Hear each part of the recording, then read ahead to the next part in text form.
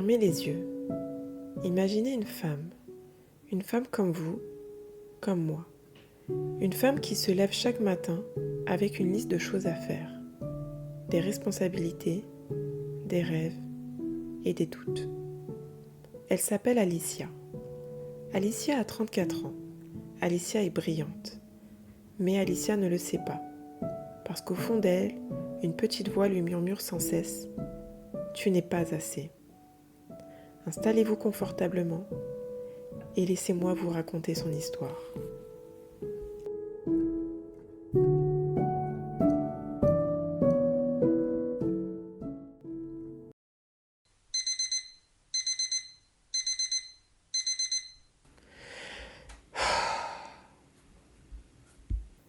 Alicia ouvre les yeux.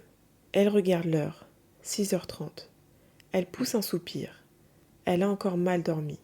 Son mental, lui, est déjà éveillé. Il a même commencé à parler avant elle. « Tu devrais déjà être debout. Tu ne seras jamais prête à temps. Tu aurais dû te coucher plus tôt. Mais non, tu as encore perdu du temps hier soir. » Elle se lève, traîne les pieds jusqu'à la salle de bain.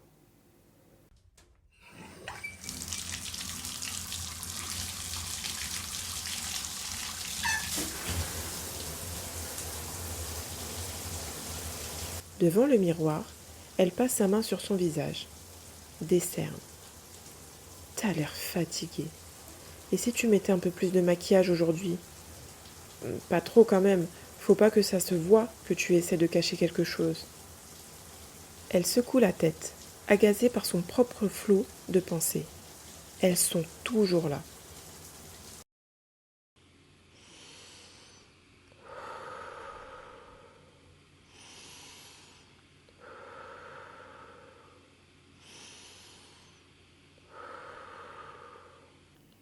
Elle enfile ses vêtements, attrape son sac et file au travail.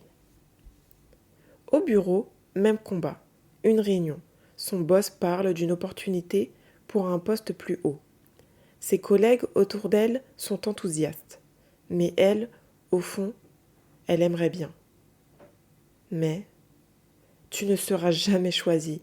Ils préféreront quelqu'un de plus compétent. Et si tu postules et que tu échoues, ce sera humiliant. Alors, elle ne dit rien. Elle baisse légèrement la tête. Elle écoute. Elle prend des notes. Comme toujours. La journée continue. Les heures passent. Elle rentre chez elle. Elle regarde son téléphone. Elle voit des stories de ses amis en voyage. Des couples heureux. Des gens qui réussissent. Des entrepreneurs qui lancent des projets incroyables. Et là, la voix revient. Tu n'avanceras jamais. Regarde les autres et regarde-toi. Pourquoi tu n'es pas comme eux? Alicia éteint son téléphone. Elle est fatiguée, pas juste de sa journée, fatiguée d'elle-même. Un soir, un déclic. Elle est assise sur son canapé, une tasse de thé dans les mains, son téléphone à côté d'elle. Elle tombe sur une vidéo. Une femme parle. Avez-vous déjà remarqué que votre esprit vous parle toute la journée? Alicia fronce les sourcils. Oui, bien sûr. Avez-vous déjà pensé au fait que votre mental n'est pas vous? Son cœur rate un battement. Votre cerveau est un ordinateur. Il analyse, il doute, il anticipe. Mais il n'a pas de sagesse. C'est un outil.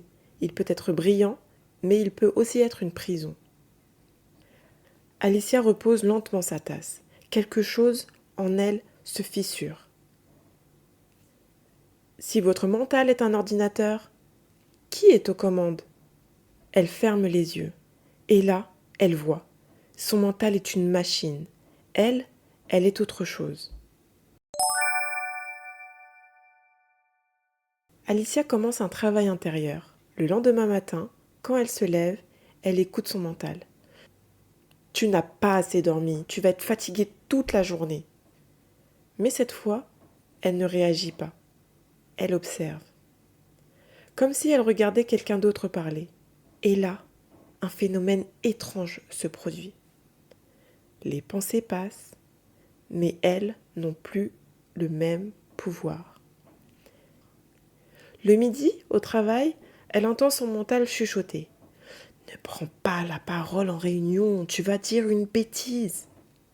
D'habitude, elle obéit. Mais cette fois, elle se dit, ce n'est qu'une pensée, pas une vérité.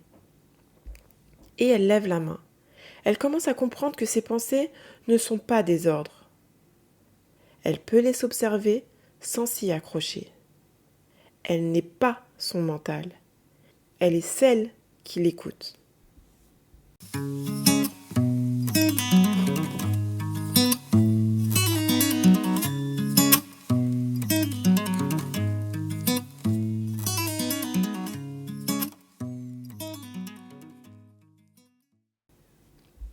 Un matin, elle reçoit un mail. Objet, félicitations Alicia. Elle a obtenu la promotion. Son mental hurle. Et si tu n'étais pas à la hauteur? Mais cette fois, elle sourit. Merci pour ton avis, mais je vais y aller quand même. Elle l'a compris. Son mental n'est pas son ennemi. Il cherche juste à la protéger, à tout analyser, à anticiper. Mais il n'a pas toujours raison. Elle n'a plus besoin de croire tout ce qu'il dit. Elle est libre.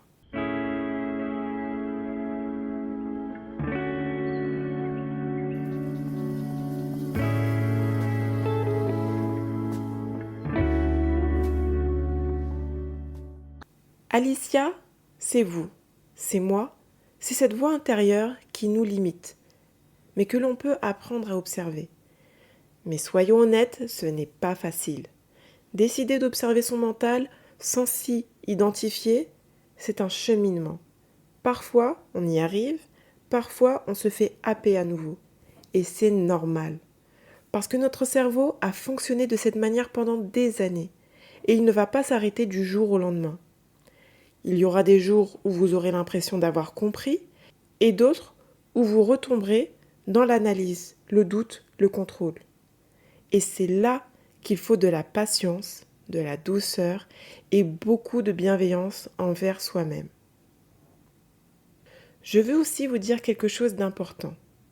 Vous n'avez pas à faire ce chemin seul. C'est précisément pour ça que j'accompagne des femmes comme Alicia, comme vous, à se libérer de cette boucle mentale.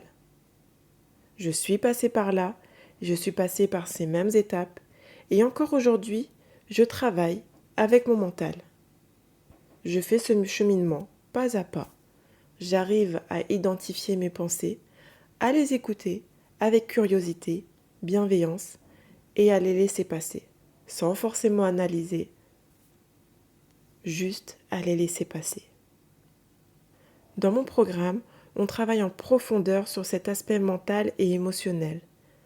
Parce que ce n'est pas juste une question de pensée négative, c'est un processus, une transformation intérieure qui demande du temps, du soutien et surtout beaucoup de bienveillance. Mon but ici n'est pas de vous vendre quoi que ce soit. Mon but est de vous réveiller à cette possibilité. Et si, à partir d'aujourd'hui, vous décidiez d'arrêter de croire tout ce que votre mental vous raconte? Et si vous décidiez simplement de l'écouter, l'accueillir, sans chercher à le combattre, sans chercher à tout analyser? Et si vous commenciez ce travail à votre rythme, avec curiosité et douceur? Si cette idée résonne en vous, sachez que je peux être là pour vous accompagner sur ce chemin. Si vous sentez que c'est le bon moment pour vous, vous pouvez me contacter. Toutes les infos sont dans la description de cet épisode. Mais quoi que vous décidiez, souvenez-vous toujours d'une chose. Vous êtes déjà assez. À très vite sur un nuage de bien-être. Un grand merci à toi pour avoir écouté cet épisode. Si tu l'as apprécié, je t'invite à me laisser un commentaire ou 5 étoiles sur ta plateforme de podcast. N'oublie pas également de t'abonner pour ne jamais louper un épisode. Ça va me donner beaucoup de force et d'encouragement pour continuer cette démarche vers un retour au bien-être. Rejoins-moi également sur Instagram ou YouTube pour partager tes expériences avec moi-même et avec la communauté. Si tu as des questions, n'hésite surtout pas à m'envoyer un email ou à me contacter en message privé sur Instagram. Ce sera avec un grand plaisir de te lire et de répondre à ta demande. Merci encore pour ton écoute et à bientôt pour de nouveaux épisodes inspirants.